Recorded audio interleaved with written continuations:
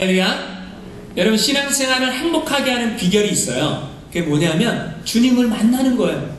예수님 만나면 행복합니다. 예수님 만나갖고 행복하지 않은 사람은 없습니다. 근데 처음 주님을 만날 때는 행복하기보다는 좀 두렵습니다. 왜냐하면 우리가 죄인이기 때문에 그 죄인인 우리가 처음 주님을 만날 때 굉장히 거리감이 있어요. 왜냐하면 내가 죄를 너무 많이 짓고 살았고 하나님은 거룩하신 하나님이니까. 그렇죠? 근데 처음엔 좀 두렵지만 주님을 만나면 행복합니다. 근데 많은 사람들이 신앙생활 하면서 예수님을 만난 행복 가운데 신앙생활 하려고 하지 않아요.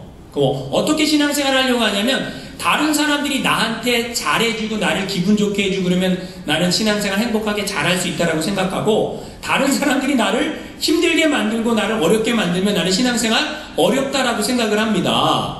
그러니까 기준이 하나님의 말씀, 예수님을 만나갖고 행복한 게 아니라 누군가가 나를 행복하게 해주면, 목사님이 나를 행복하게 해주면, 장로님이 나를 행복하게 해주면 내가 그러면 신앙생활 행복하게 잘할 수 있고, 목사님이 조금만 잘못하면 나는 기분 나빠. 난 교회 안 나와. 이렇게 될 수도 있다라는 거죠. 기준이 누구예요? 하나님이 아니라는 거예요. 기준이 누구예요? 사람이 기준이면 우리 신앙생활 행복 안 할 수 있습니다. 얼마든지 행복하지 못하게 신앙생활 할 수 있다는 거죠. 그런데 여러분, 사람들이 하나님을 안 만나면 하나님을 내 생각 속에 가둡니다. 내 생각 속에 가둔다는 게 뭐냐면 하나님을 관념의 하나님, 사고의 하나님, 내 생각의 안에 갇혀 계신 하나님으로 만들어버려요. 하나님은 우리의 생각보다 크신 하나님이십니다. 믿습니까? 그러니까 하나님은 능치 못할 일이 없는 전지전능하신 하나님인데 우리는 내가 아는 범위 안에서 하나님은 이럴 거야 라고 생각을 해요. 기적이 일어나도 안 믿습니다. 왜 안 믿어요? 내가 그런 하나님을 못 만났기 때문에. 여러분, 신앙생활 하는데 하나님을 만나면 행복합니다. 하나님을 안 만나면 행복하지 않습니다. 많은 사람들은 하나님을 내 생각 안에 가둬놓고 제한합니다. 그런데 여러분, 교회 나와서 우리가 신앙생활 하는데 여러분, 사람들마다 다 수준이 있다는 거예요. 무슨 수준이 있어요? 신앙의 수준. 이걸 영적 수준이라고 말합니다. 내 신앙의 수준, 영적 수준인데 우리는 착각을 해요. 뭘 착각을 하냐면 내 수준이 좋은 수준이라고 착각을 해요. 내 수준이 높은 수준이라고 착각을 해요. 왜요? 우린 다 어른이니까. 여기 이 신앙세계는요, 신기합니다. 뭐가 신기하냐면요, 우리는 지금 어른이 앉아서 이렇게 예배를 드리잖아요? 그죠? 근데 우리는 이 안에는 초등학교 나온 사람도 있고, 중학교까지 공부한 사람도 있고, 대학교까지 공부한 사람도 있고, 박사까지 공부한 사람도 있습니다. 그런데 그것과는 아무 상관이 없다라는 거예요. 신앙의 세계에서는요, 초등학교만 나온 분들도 대학교 이상의 수준이 있어요. 근데 대학교 이상 나온 사람들도 신앙의 세계에서는 유치원 수준도 안 되는 사람들도 있다라는 얘기예요. 근데 우리는 어떻게 생각하냐면, 저 사람 대학 나왔대, 저 사람 공부 좀 했대. 그러면 신앙도 좋은 건가요? 그럼 그 사람의 영적인 수준도 좋은 거예요? 아니라는 거죠. 여러분, 신앙의 세계는 다르다라는 거예요. 우리가 하나님을 얼마나 만났느냐, 하나님 말씀을 얼마나 읽었느냐, 얼마나 기도했느냐, 얼마나 하나님을 경험하고 살아가는가, 거기에 따라서 영적인 수준, 깊이가 달라지는데 많은 사람들은 착각합니다. 무슨 착각을 하냐면 내가 알고 있는 하나님이 다라고 생각을 하는 거예요. 그래서 내가 알고 있는 하나님, 그 이상의 하나님을 보지 못해요.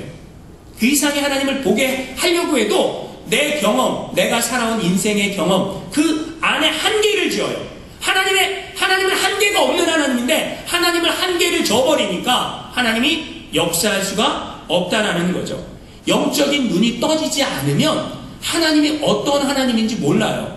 내 수준이 유치원 수준인데 나는 마치 대학생 수준인 것처럼, 나는 마치 장성한 분량에 이르는 사람처럼 생각하고 우리가 신앙생활하면 안 된다라는 거예요. 내 수준이 어떤 수준인 줄을 알아야 된다는 거죠. 여러분, 우리가 얼마나 착각하고 살아가는지 알고 있습니까?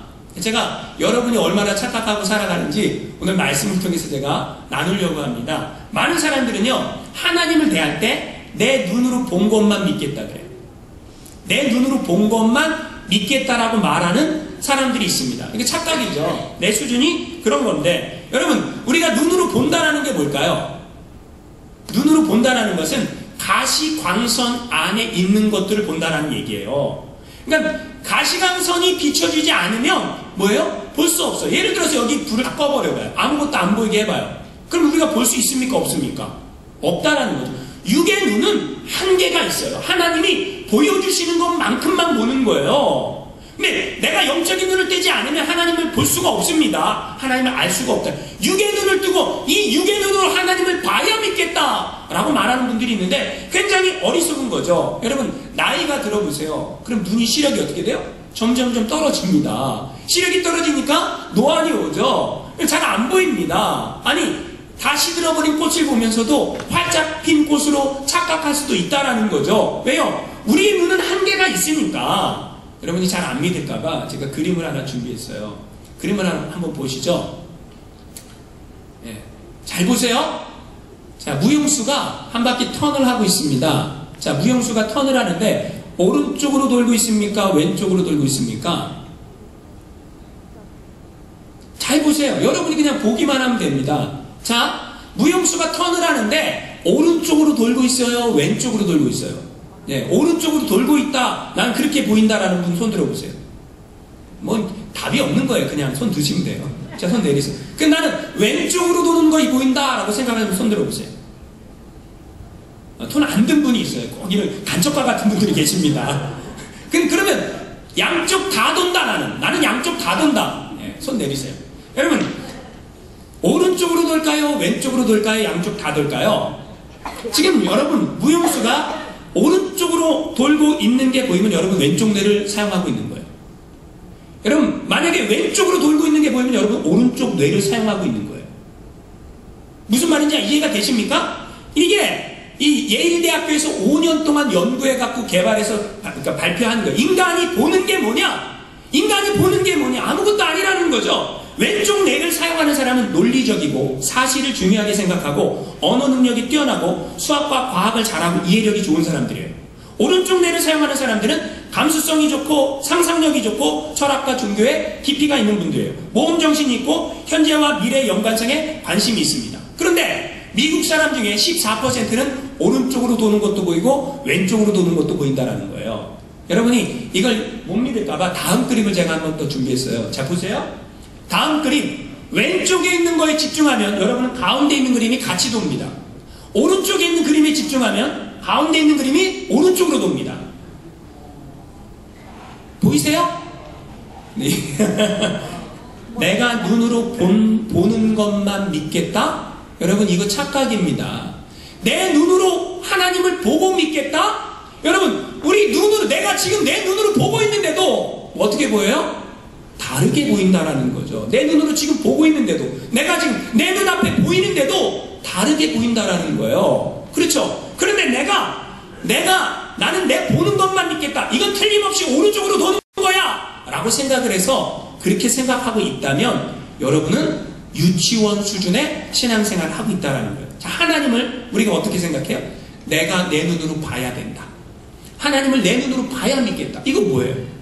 이건 굉장히 어리석은 생각이라는 거죠. 여러분 하나님은 보고 믿는 게 아니에요. 하나님의 말씀 안에서 하나님을 듣고 하나님의 말씀을 듣고 하나님을 믿어야 될 줄 믿으시기 바랍니다. 자, 인간이 착각하는 게 두 번째 착각하는 게 있어요. 내 생각이 정확하기 때문에 나의 판단은 항상 옳다라고 착각하는 거예요. 내 생각은 확실히 맞아.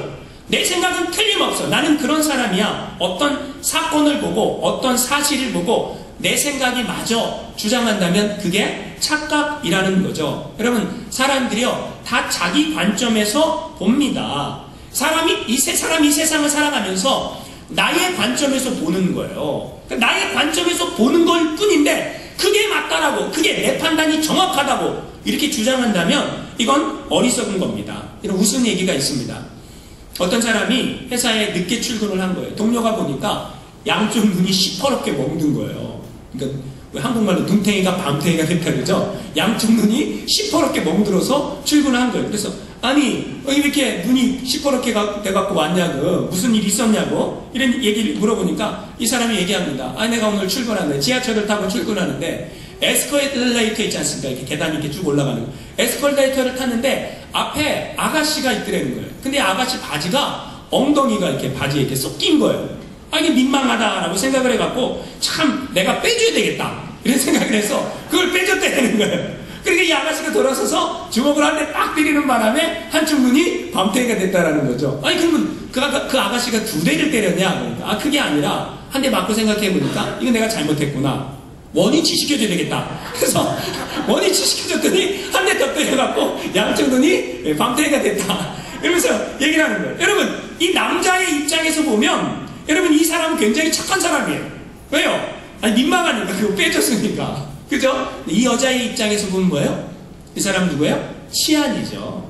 여러분 우리가 신앙생활하면서 하나님을 바라볼 때도 내가 하나님을 바라보는 입장이 있다라는 거예요. 근데 많은 사람들이 내가 하나님을 바라보는 현재 여태까지 내가 살아온 삶의 방법, 경험, 지식 그거를 동원해서 하나님은 이럴 거야 라고 제안해버린다라는 거예요. 그렇죠?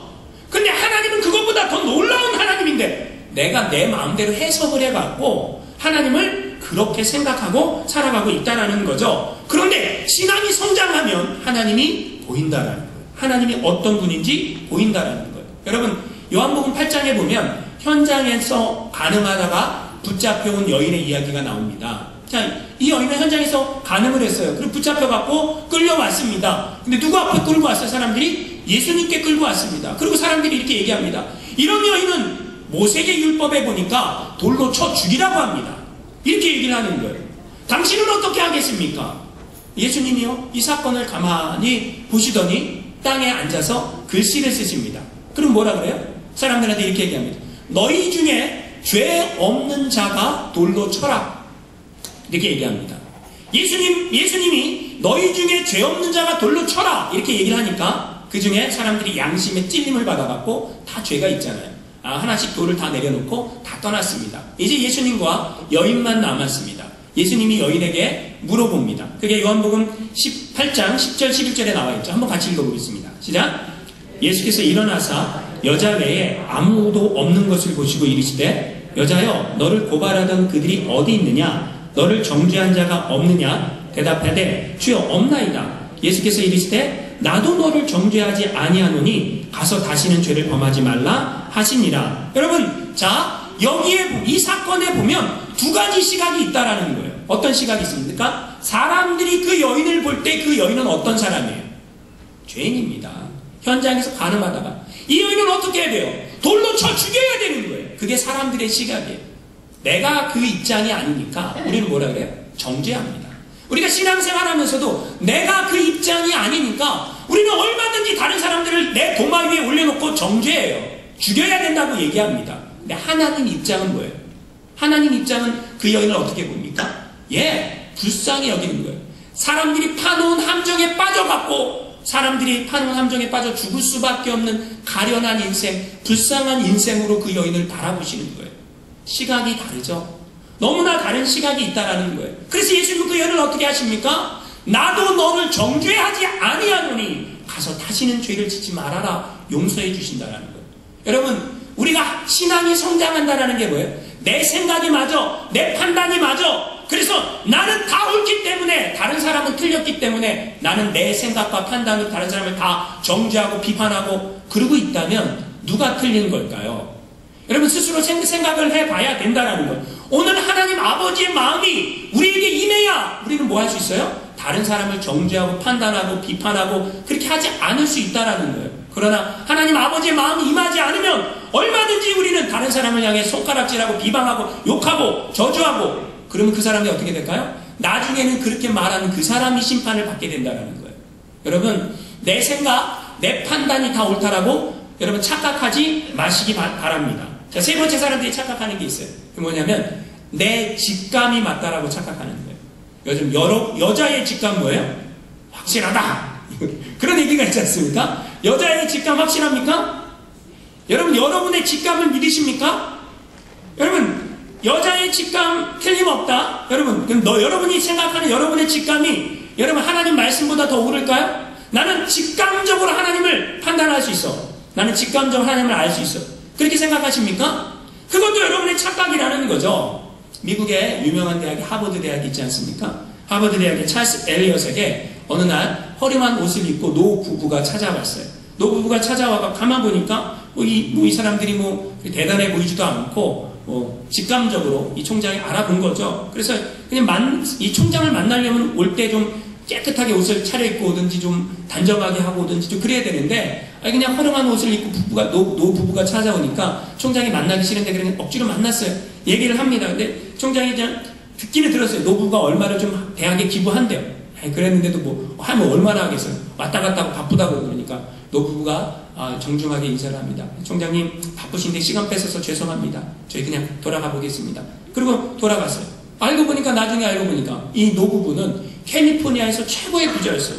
이 사랑하는 아들이 전쟁터에서 죽었는데 그 아들을 이름으로 대학에다가 많은 장학금을 기증하고 싶어서 총장님을 찾아왔어요. 근데 이 사람이 그냥 겉모습만 보고 그냥 직감적으로 판단해갖고 그렇게 생각을 하고 그냥 대충 대접하니까 돌아갔어요. 그리고 캘리포니아에다가 대학을 세웠습니다. 자기 아들의 이름을 따서 스탠포드라는 대학을 세웠습니다. 스탠포드 대학은 서부의 하버드라 불리죠.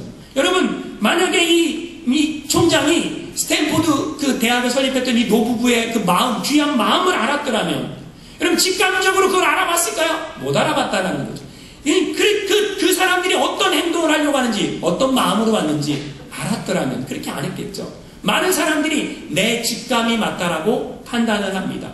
하나님을 향해서도 우리는 그렇게 판단하고 살아간다는 거예요.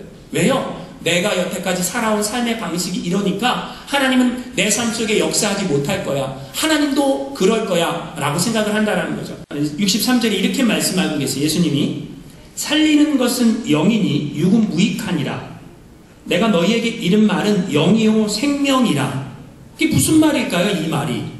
우리는 육의 세상에 살고 있어요. 육으로 보고 육으로 판단합니다. 내가 하는 판단이, 내가 생각하는 게, 내가 본 것이 다 맞다라고 생각을 해요. 성경은 그렇게 말하고 있지 않아요. 우리가 보고 있는 게, 여러분 히브리서 11장 3절 말씀, 이런 말씀이 있어요. 믿음으로 모든 세계가 하나님의 말씀으로 지어진 줄을 우리가 아나니 보이는 것은 나타나는 것으로 말미암아 된 것이 아니니라. 보이는 게 나타난 것으로 말미암아 된 게 아니라는 거예요. 믿음으로 모든 세계가 뭘로 지어졌다 그래? 성경은 말씀으로 지어졌다 그러는 거예요. 하나님의 말씀으로 모든 세계가 지어진 거예요. 육은 무익한 거예요. 살리는 건 뭐라고요? 영이다 라고 말씀을 하고 있습니다. 내가 내 육의 눈으로 보고 내가 육의 눈으로 생각하고 판단하고 나는 옳다라고 생각을 하면 우리는 엄청난 착각 속에 살고 있다라는 거죠. 성경은, 예수님은 여러분 뭐라고 말씀하십니까? 영의 눈으로 하나님을 봐야 된다라고 말하고 있습니다. 근데 여러분 신기한 것은 사람들은요 보고 싶은 것만 본다라는 거예요. 믿고 싶은 것만 믿는다라는 거예요. 사실이 아닌지 상관없어요. 누가 그래? 그래? 그 말을 믿어요.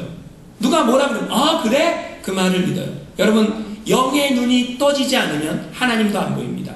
교회도 안 보입니다. 뭘 해야 될지, 내가 무엇을 해야 될지도 모른다라는 거예요. 영의 눈을 떠야 됩니다. 영의 눈이 어떻게 떠질까요? 가만히 있는다고 영의 눈이 떠질까요? 절대 아닙니다. 여러분, 여러분이 아는 것만큼 보이는 거예요. 자, 하나님의 말씀을 읽는 것만큼 하나님의 말씀도 나에게 다가옵니다.